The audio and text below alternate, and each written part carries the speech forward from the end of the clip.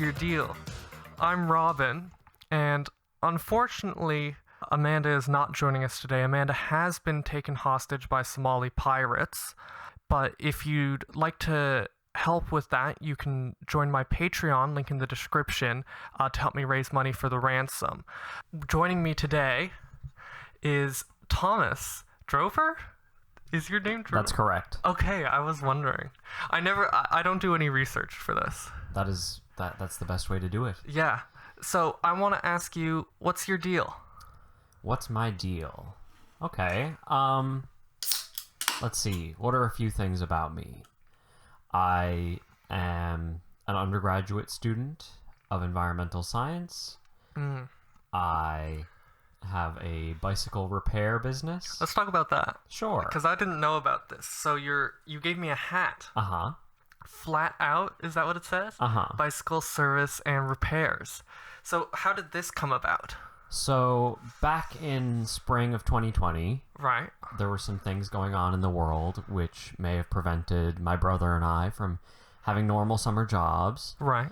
So we decided... What was going on in the world? The coronavirus. Tell me about that. Well, basically it started in December 2019, and there was a viral outbreak first detected in Wuhan, China. My dad's been there. Really? Yeah. I think my dad's probably been there too. Yeah? What does your dad do? Engineer. Oh, so's mine. Yeah. That's correct. Wait, who's your dad? Bruce Drover. Oh. Interesting. Anyway, so is your brother older or younger than you? He is younger than me, though Yeah. he is a little taller. So people sometimes think he's the older brother. Yeah, that happens sometimes. Yeah. Yeah. It sure does. So did you start this company in 2020? Yeah, so we started it up in, I think, we probably started operating the end of May 2020. Oh. And, basically all we had was a website and Right. an email and a Facebook page. Right. And we just took people's requests for bike repairs. Right. And what we did is, because we were operating out of our home garage, Right. we decided that we would do like a mobile service. So basically, I drove around and picked up people's bikes, Cool. brought them back to our garage, we did all the work, and then dropped them back. That seems like a very, convenient service. People seem to really love it. Because the worst part about getting your bike repaired is having to get your bike to a place. Well, that's what a lot of people have said. So I think we really filled a niche in the market, Yeah. And especially because basically the only shop in town doing repairs was Canary Cycles. Right. And, they were booked for months, right? Right, And especially at the beginning of the pandemic, and, when the weather started getting nice, people realized cycling was something that you could do. Yeah. Like it's outside, it's exercise. Yeah, like me and my sister and my dad, we all got back into cycling. And a lot of people did at the time, right? Yeah. So now, you've got hats. So your business has expanded. Has it grown? So what's it like now? So we still do the same sort of model where I pick up bikes, bring them back to the shop. James fixes them up. I bring them back. We're an officially registered business. We pay taxes and all that stuff. Really? The vast majority of the work is done by myself and my brother James. Right. But we also have now two of his friends hired. So wow. actually on payroll and stuff. Wow. And I mean, honestly, it's not ideal for me. If I were to choose to have a business and if I was running it full time, I'd probably want to have something set up to be like a workers' co-op where all the employees get a share in the company, equal to their labor and whatnot. But because it's something that we do in the summer part time, and basically James just gets his buddies to come over to the garage and help out a couple hours a week. Yeah. It's just easier to pay them good wages. You know what I mean? Yeah. I'm generally opposed to wage labor, but Yeah. we can't always do what we want. Yeah. Well, the substructure at this particular historical moment leads to wage labor. That is so true, Robin. Yeah. I'm a historicalist on that. Oh. Based historical materialist. Yeah. Well, I don't know about based, but You're not based and red-pilled? on so many pills. Well, isn't the red pill like transgender? Well, Isn't that a thing? it depends who you ask, because like it comes from The Matrix, right? Right. Which is the most transgender movie. Yeah, well, that's what I mean. Yeah, but then it's the pop cultureification of the red pill was sort of done by right wingers. Well, yeah, it's when people talk about being based on red pill, they just mean they're reactionaries. Yeah, exactly. And so I'm a big fan of very silly, like I'm silly pilled. I'm sleepy pilled.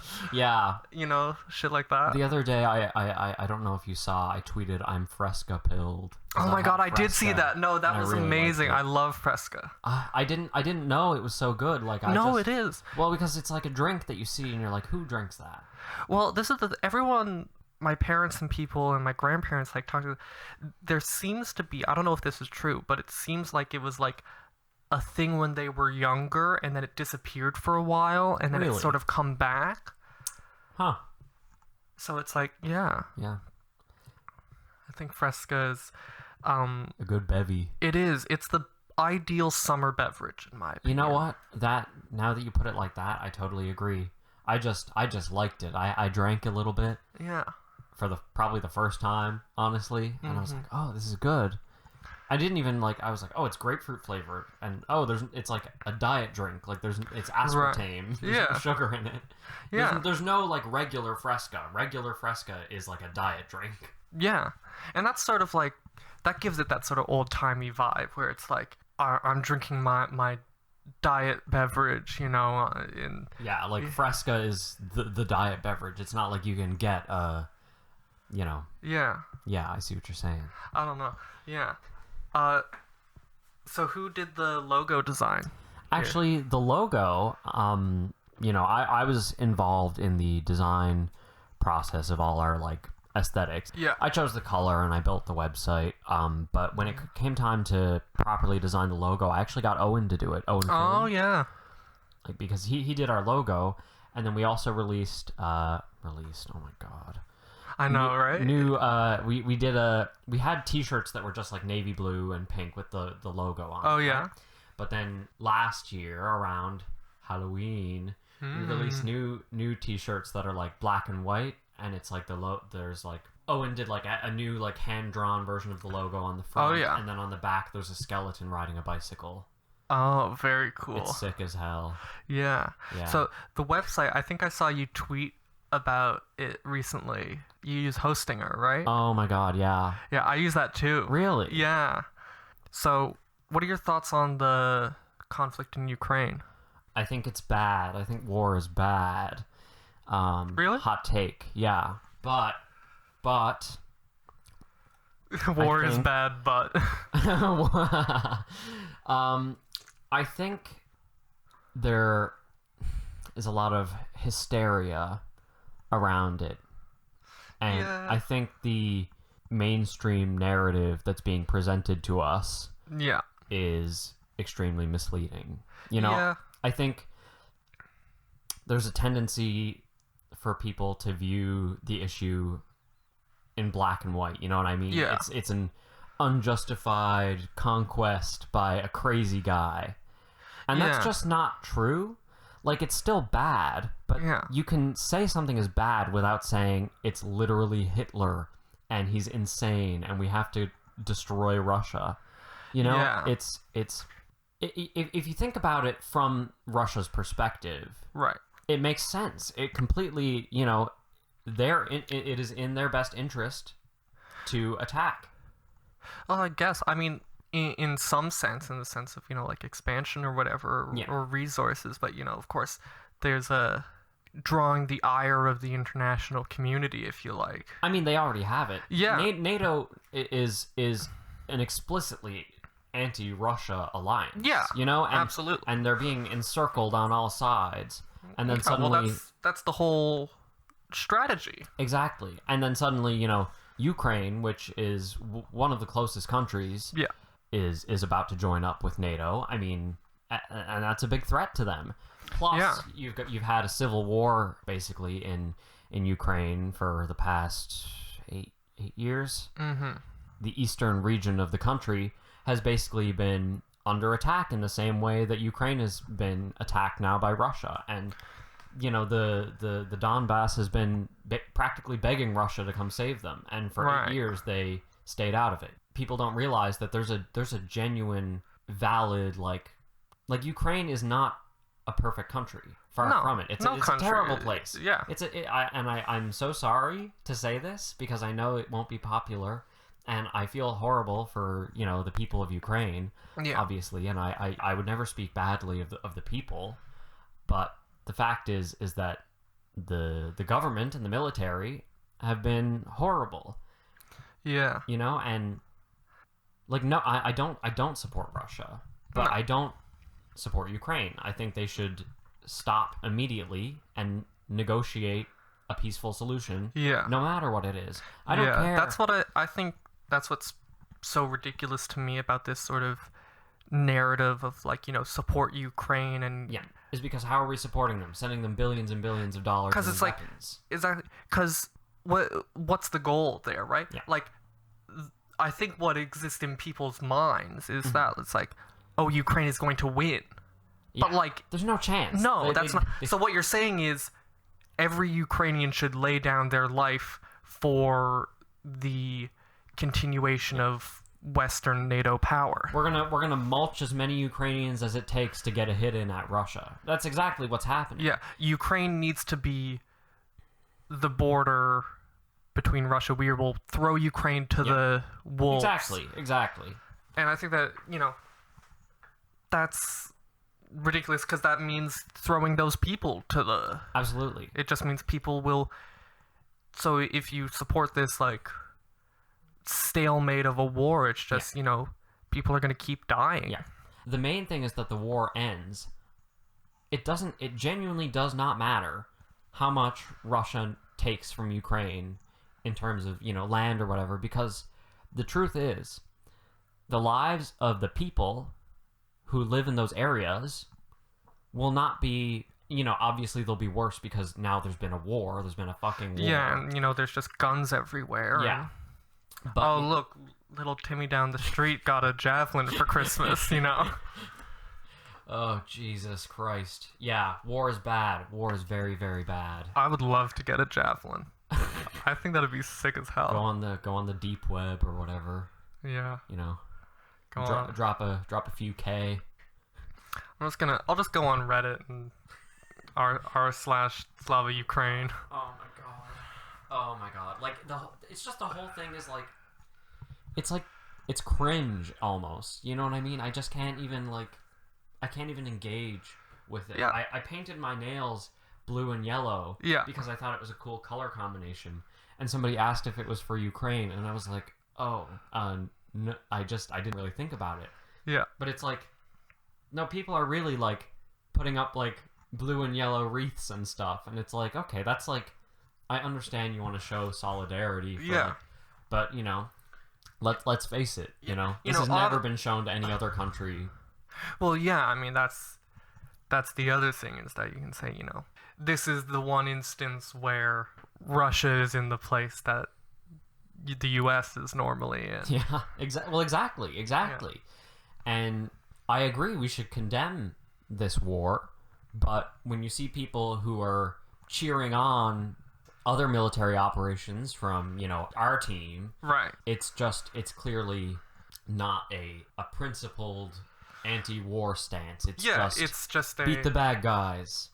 Yeah, it is. The bad guys are whoever, you know, whoever I'm told. Tells yeah, exactly. Exactly. Let's move on from Ukraine for a minute. Fair. What do you do when you're not running a bike business? Ooh, that is, that's a good question. I mean, to be honest, because it's my business and it's on my computer and my car, it almost always feels like I'm running the business. Right. But, you know, in my time off, in my spare time, I like to read a lot. I've been reading a lot lately. What have you been reading? So I've been reading lots of nonfiction and also a bit of fiction. So I've been reading some fantasy novels. Oh, fun. The Wheel of Time, it's called. Cool. And it's like one of these, you know, epic fantasy the books are 600 pages long and there's Right. 14 of them. Yeah. I picked it because I thought, well, if I start it, I won't run out and have to find something Right. else. No. Yeah. I've also been reading lots of political theory. Right. So basically, I've been studying Marxism, Leninism, Right. Yeah. and what was the last? I'm in the middle of reading Foundations of Leninism by Stalin, which is, it's confusing because it's Leninism. But Yeah. it's by Stalin. And The Origin of the Family, Private Property, and the State by Engels. Mm. I'm basically going through the classics right now. Right. Yeah. Yeah. It's pretty solid stuff. Yeah. Would recommend. Yeah. I do so much reading for school Mm. that, well, like mostly plays, but also like I'm taking like a philosophy course, media ethics right now. So cool. I'm reading like Chomsky and Right on. McLuhan and stuff like that. Mhm. And I find I get so much of that I, for my own pleasure reading, I want to read something like completely different. Yeah. No, I mean, like, when I am in the semester, you know what I mean? Yeah. I totally scale back my reading. Like, Absolutely. Yeah. at the end of the day, I just want to play a video game or watch TV and Yeah. shut my brain. No, Oh absolutely. my God. Yeah. I've been going back and forth from St. John's to Cornerbrook. I've been getting into like audiobooks. Like when me and my dad drove out in September, Yeah. we listened to the Communist Manifesto. Banger. Yeah, it was really, we had a good laugh when we got to the part about how like the rich people all like cuck each other. Oh my God, that's hilarious. That's hilarious. Yeah. Yeah, no, I mean, that's the thing, honestly, is like reading like Marx and reading Lenin. Like, I'm there having a laugh because Yeah. they're like roasting guys, and Yeah. it's like, I genuinely find it amusing, and I Yeah. don't know if that's because I'm a huge dweeb, but like, well, You know, I don't think that that's necessarily like a flaw in this. I don't know, like I compare it to like Foucault. yeah, Foucault is just so fucking dense. yeah, It's like every sentence is like, okay, you could write a whole essay on that. yeah, and when you get to that sort of realm, it's difficult because, like you said, you could write a whole essay on a sentence, and that essay could either be, debunking the claim or affirming the claim. Right. So it's hard to go through something like that. But I do appreciate, like, Foucault takes a more historical approach. You know what I mean? Like, and So let's talk about dialectical historicalism. okay, sure. So, do you think that the historical method has merit? Yeah, absolutely. I mean, I think history is all we have. Me personally, I find that I tend to be extremely susceptible to arguments taken from history. Yeah. Someone says, this is how things worked in the past, and I tend to say, oh, well, that counts for something. Yeah, no, absolutely. I think saying this is how it went when this was tried in the past a couple times, here are the factors that influenced this. It's a more scientific approach than saying, well, in theory, if this happened, then this would probably happen. Yeah. Unless you're taking, well, since this has happened in the past, it's likely that this might happen again in the future, given the conditions. Mm-hmm. I just think, honestly, it feels common sense to me. And Yeah. I know some people prefer the realm of ideas, but I'm slightly suspicious of framing it as a scientific thing. I'm suspicious of how it's unfalsifiable. yeah. But I think that as long as you view it as, philosophy, which, is Yeah. basically all unfalsifiable, I think that it's a strong system. Yeah. See, the thing for me is that, in science you have, you can test your hypotheses, you know what I Right. mean? And I think it's much harder to do on a historical scale, but I think it's entirely possible to say, if this is the case, then this will happen. Yeah. And you can say, okay, well, this didn't happen, so what happened there? You know what I mean? Like, I think there is a degree of falsifiability to, you know, certain political theories. You know what I mean? I think... Yeah, well, you know, like, there's some things that just don't work. Yeah, absolutely. And there are things that work, and there were problems, and they failed because of problems. Yeah. But you can now, as historians, I wouldn't claim to be a historian, but as people looking back on history, we can examine the flaws of the past and try and do better in the future. Yeah. Capitalism has held on much longer than I think people would have expected. Mm-hmm. Absolutely. And has evolved new ways of hanging on. Yeah, it's like a cockroach. Yeah. You know, and it's you step on it and you think it's dead, but it crawls out from under your boot. Yeah. Certainly not recently has anyone really managed to step on that cockroach, really. No, I mean, you're right. I think there are some successes, but I think the capitalists are on the bigger team right now. Absolutely. You know, Vietnam and Cuba and the DPRK and China are doing quite well for themselves right now. So, and I think we're in a unstable geopolitical situation where the cards could fall either way. Yeah.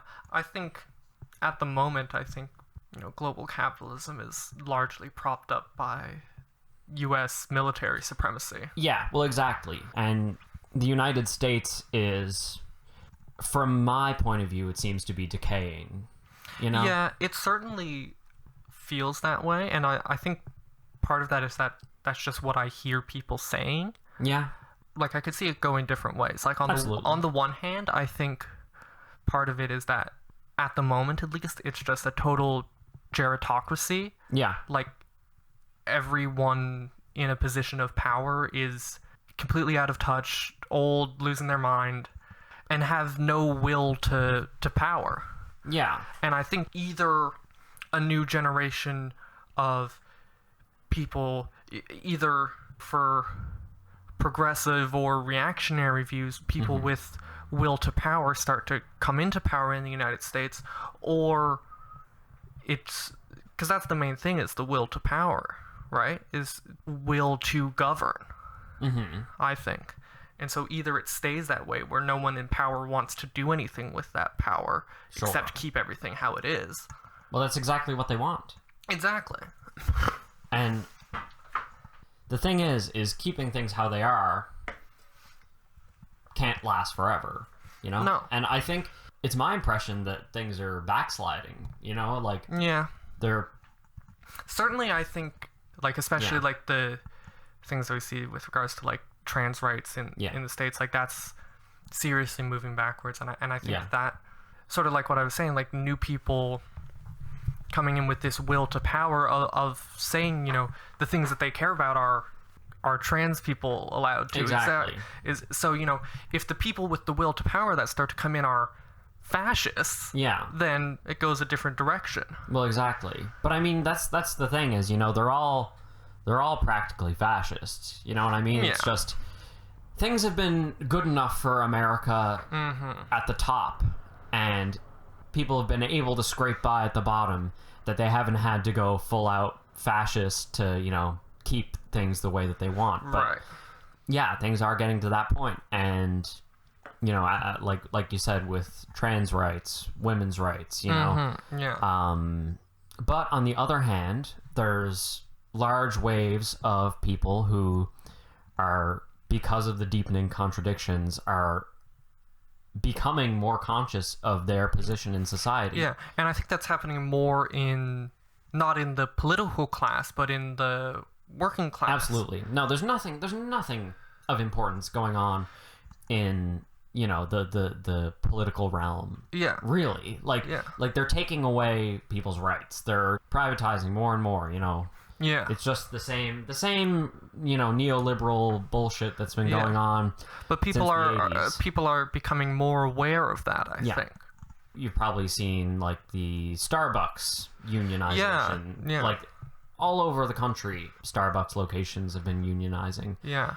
And the that Amazon I find really encouraging. Absolutely, and the Amazon labor union was a huge like that's really good.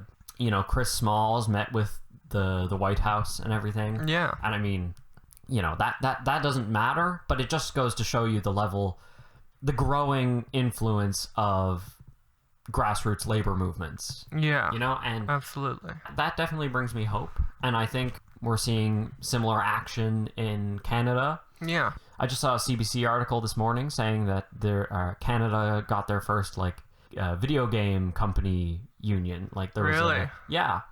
Cool. Because I think it was a small team, did work for I don't know, maybe Activision. I saw it and I was like, that's good, that's great. Yeah. You know, that made me really happy. I was involved in organizing the May Day rally here. Right, yeah. And that was the first one we'd had in town in probably since 2016, maybe. Yeah. Like so you know, I think we're genuinely making progress with awakening the class consciousness of people in these areas. But you know, there's a lot of other problems that are going to have to be reconciled. Yeah. And I think there's a lot of work to be done. Yeah. So my theory on people who don't like water is that it's because of the pipes wherever they grew up. Yeah. Okay, yeah, because like tap water it just tastes like the pipes. Tap water in a lot of places is fucking rancid, like disgusting. Yeah. Places where it's like seriously like undrinkable. Like even Corner Brook, it's like I don't really want to drink that unless it's been through a Brita. Yeah, exactly. Like even in places where it's like it's safe, like it's drinkable, you're not gonna get like worms or something or like, disease from it. Like there's still a lot of variation. Yeah, and so the mineral content. Yeah, I think chlorine. That's where people's opinions on. You know, that makes a lot of sense. But yeah. I like water, and I like water with lots of minerals. Mm-hmm. And I like sparkling water. Yeah. Yeah. I don't know, that's probably more controversial than the water opinion is. I like plain sparkling water. This is a sparkling water house here. Like nice. We get the stuff from I Costco. Approve. Like, oh hell yeah. Yeah. Perrier? We don't keep that on hand, but I'm not opposed to it. Yeah. Well, see, that's a little treat, you know? Yeah. It is a little treat. But I want to talk about science. I'd love to. Yeah, so you're a student of environmental science. Yes. So I am right now, I just finished my third year of my Bachelor of Environmental Science at Grenfell. Very good. There's two streams, so interesting. You can do the biology stream or the chemistry stream. Okay, which I started off in chemistry, but you had to take 2 physics classes. Oh. And I did really bad in my first physics class. I took every high school physics class, and I did great. And first year physics was basically the same thing, but then the tests come, and it's like, I've never seen this in my life. What are you talking about? Oh, jeez. So I got like probably the worst grade I've ever gotten in my life was in physics 1020. Like it wasn't even 1050. Wow. It was like the easy one. And I just didn't want to bother doing another one. Right. So I switched to bio. Mm-hmm. Plus, I was taking like my first year biology class, and I was really, really enjoying it. Like I was getting really interested in biology. Cool. Because in high school, I didn't give a shit about biology. Right. And the one time I took the class, I had a really shitty professor or teacher, I guess. It's high school. To me, bio always seemed like it was like the class that you took if like you didn't want to do like a difficult science, and then I mean high school biology is a joke. Yeah, and then like because of that, like the teacher for it is just like whoever gets stuck with it and they don't give a shit about it. That's well, you know, I had the teacher that I had was she there was a little part in the course where we talked about like stem cell research, and she was like, well, you know, but sometimes a lot of people think it's not ethical because, you know, you got to use fetuses which is like not even necessarily true, and you don't need many of them for the stem cells. Yeah. And also, I don't give a shit. Yeah, also, abortion is totally this is a ethical. science class, not an ethics class. Like, fuck off with that. And she would not. We were talking about GMOs. Oh, yeah. And she was like, oh, but like they're supposed to be safe, but a lot of people think that they're not. You know what I mean? It's very possible that they could have dangerous health effects. And I was like, that's not citation needed. Well, exactly. I was like, that's not true. Like, you're just GMOs are that. perfectly safe. You're just, and I later found out that she actually was one of the writers of the textbook. Huh. Yeah. I did this whole like research thing, and I found an article from Oxford saying that they had held like a huge panel and heard like everyone from like the anti-GMO hippie people to the manufacturing companies, and basically they concluded that there is absolutely zero evidence that GMOs are inherently harmful in any way, right? And any claims saying as much are completely unfounded. It's just people are like, genetic modification, it's scary. Yeah. So like, you see all the, like, you'll see in a box of crackers at the store, non-GMO. Yeah. And it's like, oh, okay, you're using inferior crops. Cool. That's really awesome. Yeah. And like GMOs have been really good for a lot of things, like for combating malnutrition in a lot of places. Like they've got this certain strains of like rice that they've bred to have like more nutrients to like combat certain nutrient deficiencies in certain areas. Like it's really important, and resistance to pesticides and pests. I think people sometimes think that agriculture is just agriculture, and they're trying to like put all this whatever like science stuff in there. It's just like, but it's like, you look at like the explosion of human population in the last like 200 years. That wasn't just bound to happen. Yeah. Because there's more food. It's industrialization and the industrialization of agriculture. Exactly. And that's the thing. You can't have 7 billion people if you can't feed 7 billion people. Yeah. Exactly. And, I think that's a historical materialist analysis. You know what I mean? You have to say what like material conditions caused an explosion in population. And I think, that's where it becomes really convincing for me, is because you look at changes in technology like that actually inevitably make a difference in material conditions. That's where I see, okay, like the underlying structures are made by how we produce food and how we produce goods for ourselves. Exactly. The mode of production is what underscores every aspect of our society. It's like, I should really read about like Leninism, just based on what I know right now. Like the idea of like communism in a single country, I'm sort of like, okay. Because like, to me, no political theory is going to bring about communism. Communism will be brought about by changes in technology. Yeah, I would say, I would argue that we already have the technology. I think you're absolutely right. And it's a lag, you know what I mean? Like the capitalism, that cockroach again, just hangs on. There needs to be a will towards it. Absolutely. And that's the thing is that people are either too crushed by their conditions to become politically active. They are, a lot of people in the imperial core in Canada and the United States actually benefit from global imperialism in a sense. And so it's actually in their interest to just maintain a worldview where, this is how I live. You know what I mean? I have my things, and those people are over there, and that's just the way things are. Yeah. Some people don't want things to change, even though ultimately for most people it would be better. Yeah. And I mean, there's some people who get swept up in, counter-revolutionary ideas instead.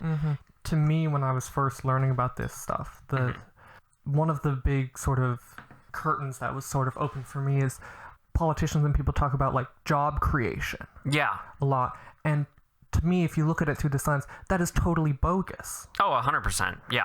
Because the goal is that no one has to work. Yeah. Yeah.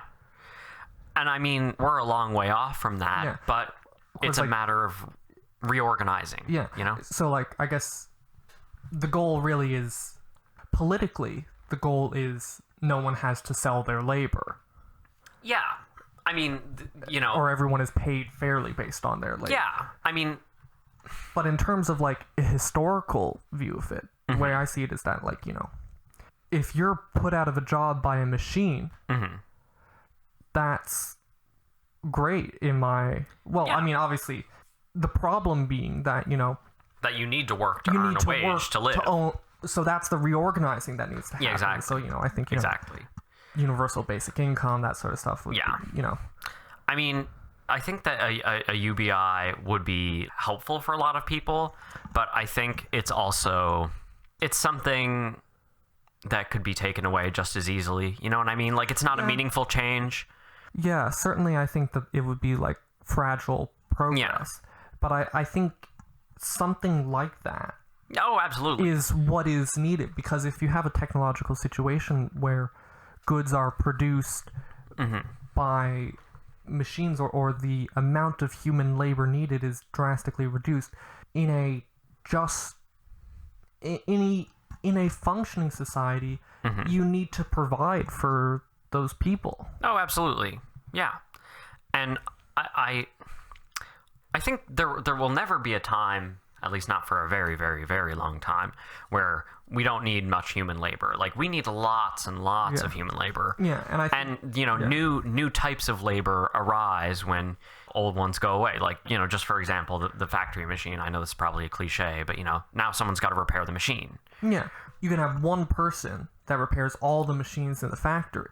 That of each of those. Oh no, like totally. So you know, it's a reduction, obviously. Absolutely, absolutely. And you know, ultimately. And I think at some point, someone's got to build those machines. Yes.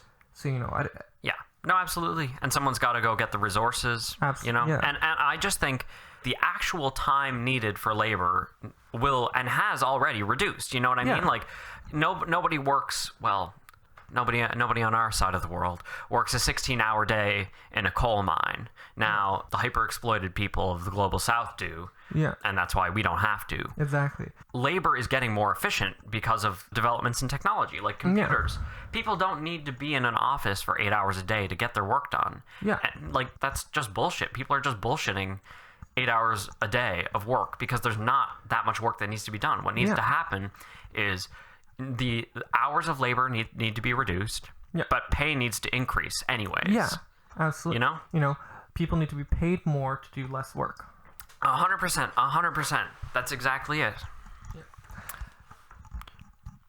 What were we talking about? Well, we were talking about science at some point, but somehow it always seems to come back to communism. Well, you know, it's a unifying theory. I don't.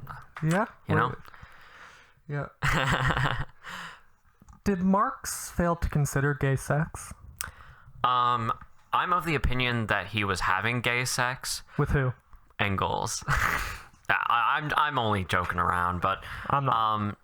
No, I mean, like, it just wasn't really a hugely important matter of the time. Gay sex?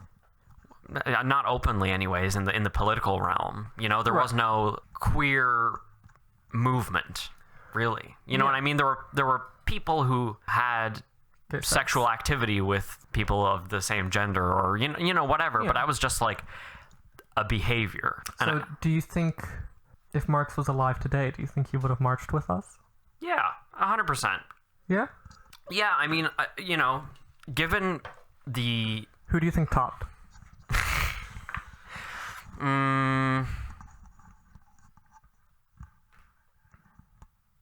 Marx. Yeah. Yeah. The vibe that I get from them is, you know, that meme where it's like the texts are coming in, and I don't know who else was in. Let's just say it was like some other person in Engels' life. I don't know who else, but you know, it's like he can never treat you like I do, send $1,000, like blah, blah, blah. And then it's just like, Mark's Papa Big Dick just landed in... And that's like the thing is like I'm pretty deep into it now. Like I've been a member of the Communist Party of Canada for only half a year, right, or just over half a year now. And I'm still digging into the theory and the literature. Yeah, I don't think there's any end to that. No, absolutely not. But I'm just on the basics. You know what I mean? And I have a very good idea of it, I think. And the party hosted like new member schools, so it was like every week for it was probably like 5, 6, 7 weeks there was like an online lecture from like one of the members of the party who'd been with them for a long time. And one day it would be about, okay, so here's a crash course on the party history and the program. The next day it might be the women's movement and the party, and the next it might be dialectical and historical materialism. Right. And basically like attending those lectures gave me a really solid foundation, right, just like a general like idea. And then reading the literature really cemented it. And now I'm just working on, because I really do enjoy reading and learning about it. And I think it's really like illuminating. Absolutely. I've never read a book that made me feel like I understood the world more in general, as much as when I've read Lenin or what have you. Like it's really a good analysis. And I think it's a really useful one as well. Yeah. So you play the saxophone, right? I do play the saxophone, though I haven't been practicing very much in the past little while. No, me neither. Yeah. I like, wait, do you play the saxophone? No. Oh. No. No, I play other things that I haven't practiced. Yes. I really do like music and making music. It's just a lot to do, and I haven't had any motivation to keep up with my practice, because I haven't really, since high school, I haven't had anything to work on. Yeah. It's just sort of been like, okay, I guess I could learn a tune, run through Donna Lee a couple times, like, it's there's no motivation, and I really struggle with motivation anyways, so it's too. Like, I just can't. Yeah. To me, like, I've done some creative output, but it's like that practice, that mode of like learning something new it's not as strong. Yeah, I've never been good at practicing or studying. Yeah, me neither. I basically coasted through all of high school and before without studying, just because I was like good with like academics, you know what I mean? Yeah, and high school's bullshit. Well, yeah, like it's not, and for me anyways, it wasn't something that I needed to put a lot of work into. Right. So then going into university, I put so much work into it that I really can burn myself out sometimes on it. Yeah, absolutely. And like I care a lot too about what I'm doing, and I want to do really good work, so I end up not accepting less than my best. Right. So it's just it's quite difficult. A lot of it I've now realized is because I have ADHD. Right. And that was pretty cool, not knowing that my whole life. Yeah. That was super awesome. Do you take pills? I was, and I stopped a few days ago because they weren't really doing anything. I've been trying to get in touch with my doctor, but the line's busy sometimes. My boyfriend Will's mom. Shout out to Will. Shout out to Will. Mwah. No, we were at dinner, me and him and his mom, and afterwards she asked him if I was high, because I was like, I've been like really spaced out since I've been taking them, and so I was like, okay, well, if people think I'm like baked at a dinner when I'm like stone cold sober, like that's a problem. I need to do something about that. Yeah. No, meds are crazy. Yeah. The only medication I've had a good experience with is antibiotics. Right. That shit works. Yeah. Aside from that, it's I've had a really positive experience with medication for the most part. That's good. I'm glad. Yeah, I've been I got diagnosed fairly young with ADHD, and like I've been on some sort of medication for it Gotcha. for like 10 years. Yeah. It's been really good for me, but obviously it's different for everyone. Yeah. And I mean, I probably just need to try a different pill or whatever. Yeah, there's a lot of different stuff out there that Yeah. acts differently, and especially like release methods. Like there's Yeah. there's so much variation. What do you want to do when you graduate? My plan right now is to just go right into a graduate program, try and get a master's. Nice. In environmental science? Yep. Cool. Yeah. I got this undergraduate student research award. So basically, it's like a cool. federal grant where I'm getting paid to do research instead of like taking classes. Oh. And then the next semester, I'm going to start my honors program, Right. and then finish that the following fall. So I'm, going to do my honors and, some extra research too. So I'm hoping to like maybe get something published by the end of it. That's crazy. That would be a really big thing for me. Like I'm hoping that I can do that because I genuinely like academia, I guess. Right. Yeah. And I would love to make a career out of it if that's something that I can, if that's something I can manage. Nerd. Yeah. Turbo. Yes. Oh, I feel like that awakened something in me. Yeah. So when I first met you, I only knew you as Turbo. Yes. So yes. where did that come from? Okay, so this is actually, it's kind of odd. I would expect nothing less. Well, yeah. So Owen and I Right. were like hanging out at his house one day, and he showed me this video on the YouTube channel Life According to Jimmy. He showed me this video, and it was like worst drug dealer ever. It was like a character. It was like, oh hey, it's Turbo, and he was like, oh, do you guys like want to watch a movie or something? Like, oh, can I like smoke some of your weed or whatever? So it was just like some YouTube comedy sketch. Right. But then afterwards, we were playing Super Smash Brothers. How did I know that's what it was going to be? Oh God, yeah. And Was it Melee? No, it was actually Smash 4, Wii U and 3DS. You know it. Main and DDD. Right on. I never like had like a tag before in the game. Right. And so I just was like, haha, Turbo. Like, that's funny. That's funny. That's a funny tag.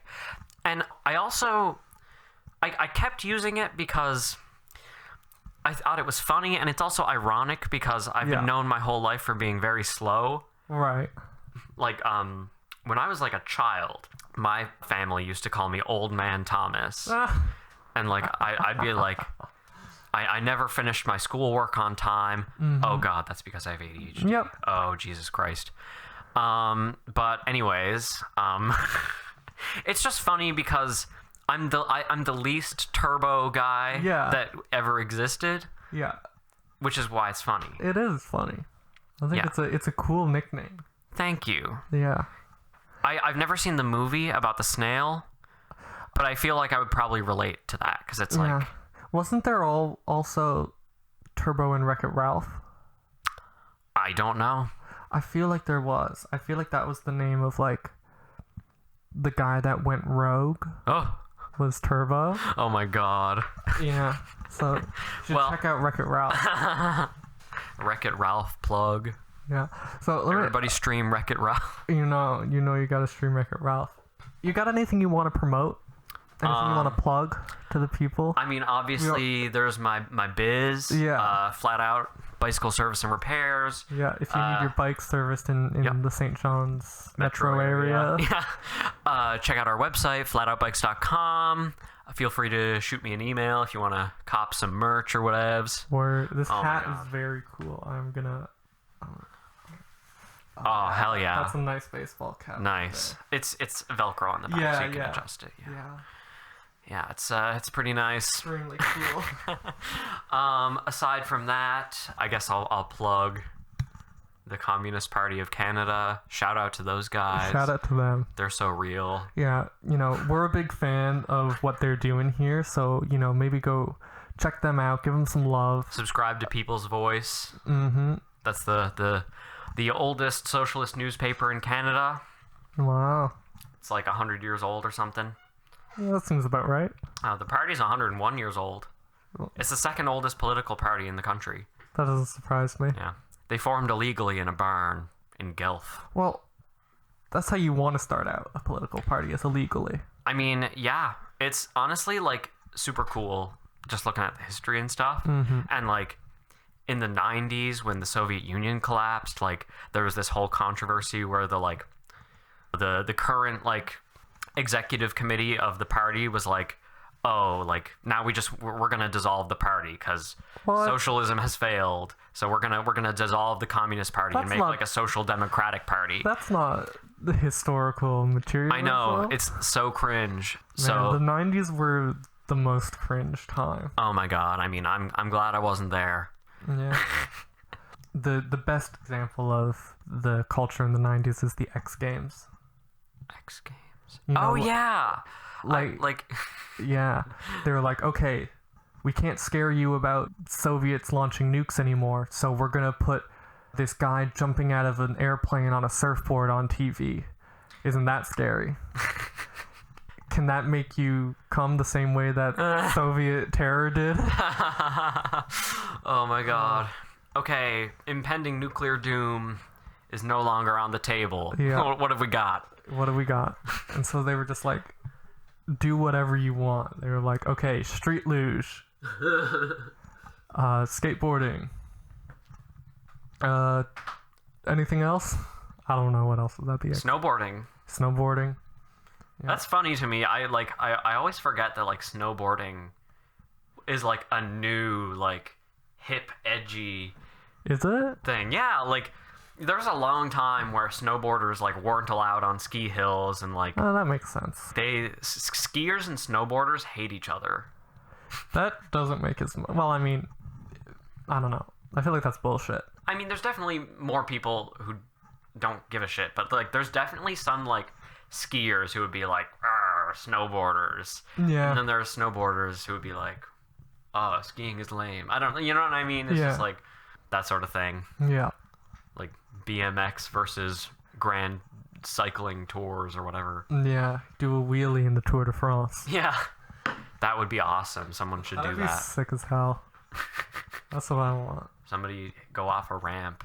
There should be an award for most stylish at the Tour de France. Honestly, I would watch it if they did. I wouldn't tricks. watch it. Isn't it like 5 days? Fuck that. It's just guys biking. Yeah. I watch F1. But that doesn't take as long. I mean, yeah. And also, there's a better chance someone will get in a crash at several hundred kilometers per hour. That's the thing, is that it's not a sport. It is a spectacle, and it is an old rich boys club. Yeah. Yeah. Oh my god. There's like 6 F1 cars. There are 10 teams. Each team has 2 cars. Okay. Yeah. Yeah. So there are like only a handful of these things in the whole world, and there's like 10 drivers or whatever. You know? There's like 20 drivers. Yeah. Sorry. Yeah. 20. Yeah. Each one of them is like a bigger douchebag than the last one. Yeah. He's like, the thing is, what's weird is in interviews, like if you watch the Netflix series, I think it's really silly because they all have this underdog working up from the bottom mentality. Oh my god. Like every single one of them. That is so, like, one of the funniest phenomena to me is, like, people who are, like, born into wealth and have never had to struggle their entire lives, who then turn around and say, you know, I'm a self-made man, like, I worked for everything I got. You don't understand the struggles I had to go through. It's like, what are you talking about? Like, it's this weird thing where, okay, sure, like maybe it was like a difficult race. It was challenging athletically to get to where you were. Or you were able to travel around the world to do like karting championships when you were like 10. Yeah, it's like, okay, somebody paid for you to be learning how to drive since before you could walk. You know, Yeah, like it's like Michael Schumacher. Like they're like, oh, his like working class dad who owned the racetrack. now that I find it hilarious, the like misconceptions of what like class means. Yeah. People will see someone who's like working a desk job as not working class. You know what I mean? It's like if you have a salary, you're not working class, or if you I think those divisions are made on purpose. absolutely to distract. To try to dissuade class solidarity. Yeah, and it's like, oh, like the guy who owns a garage is working class because he wears a blue collared shirt. You know what I mean? Exactly. It doesn't matter how much money you make. Yeah, it's strictly a relationship with the means of production. Means of production, exactly. If you've got a degree or like especially like a higher degree, they're like, oh, you must be you're the upper class. You're the upper class, but it's like no, like depending on who it is, like lots of debt for one thing. University professors are like in shambles. They are not paid nearly enough, and they work so much. You cannot tell me that like university professors are the elite. And that's the difference between the socialist analysis of class relations versus the like reactionary reflection of it. You know what I mean? It's like because like in a reactionary world, you're not actually looking at real material conditions. You're just looking at these like signifiers. Exactly.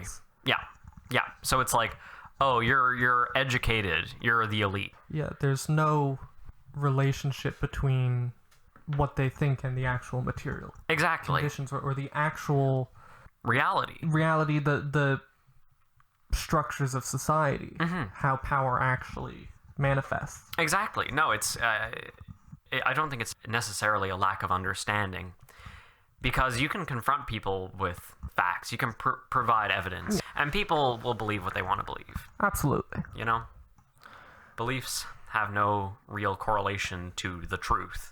Yeah, especially if you have a very resilient worldview that can cope with almost any sort of attack to it, then it's very easy to dismiss things that go and I mean that's how things like cults work, right? Absolutely. Is I'm the only one. The group is the only one who really understands and who really cares about you. And if anyone else tries to interfere, they're trying to sabotage you and sabotage our cause. You know what I mean? And I think when people subscribe to a belief system, they can inherit a cult-like mentality because you want to be part of the in-group. And if you question the beliefs of your group, then there's a chance you could be cast out. Yeah. I think the word cult is somewhat meaningless. I agree. I absolutely agree. Especially in how it's used popularly. Yeah. Like, I do think it's a useful shorthand to say, a toxic and manipulative, small, religious-like group. You know what I mean? Yeah. I think there are cults.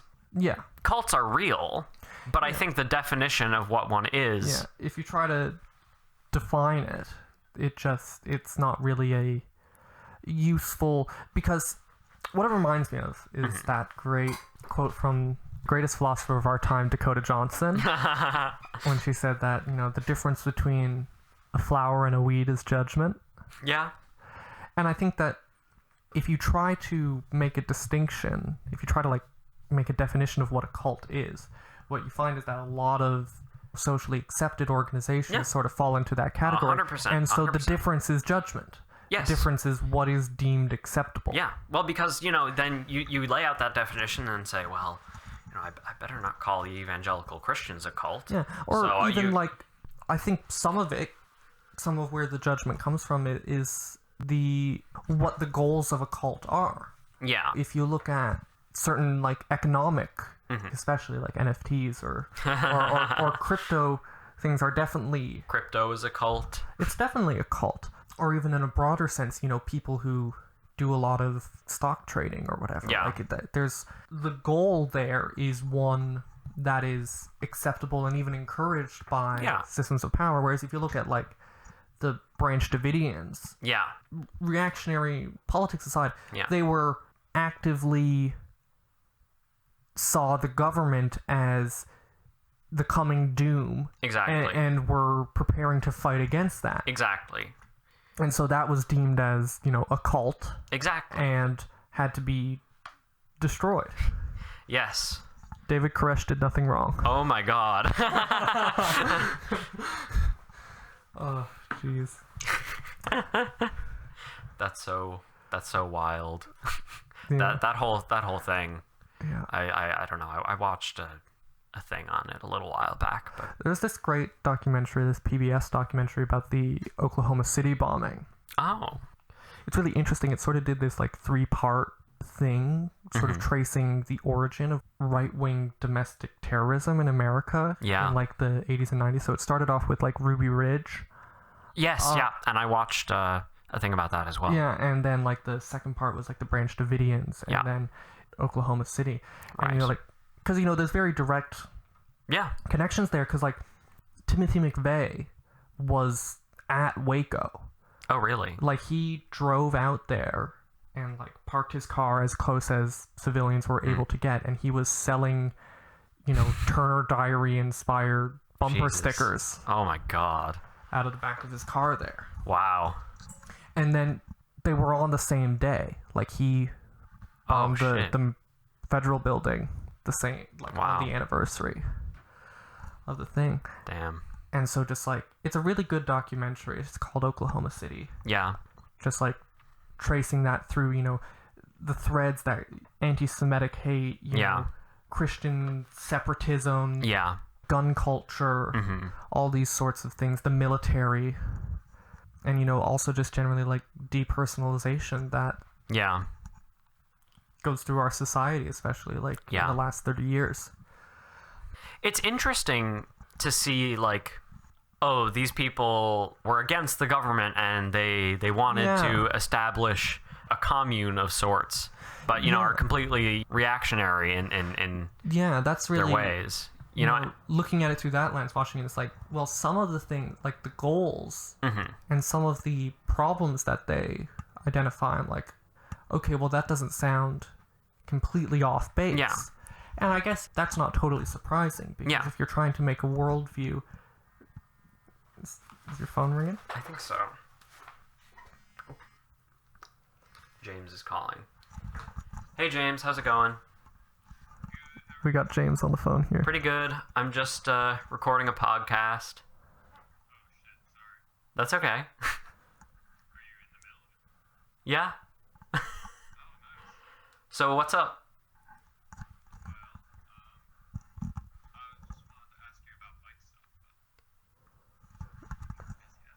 Okay. Well, yeah, you can call me back soon, or I'll call you back when I'm ready. See ya. James. That's your brother? My brother and business partner. Isn't that great when family works out like that? Yeah, Yeah. How much younger is your brother?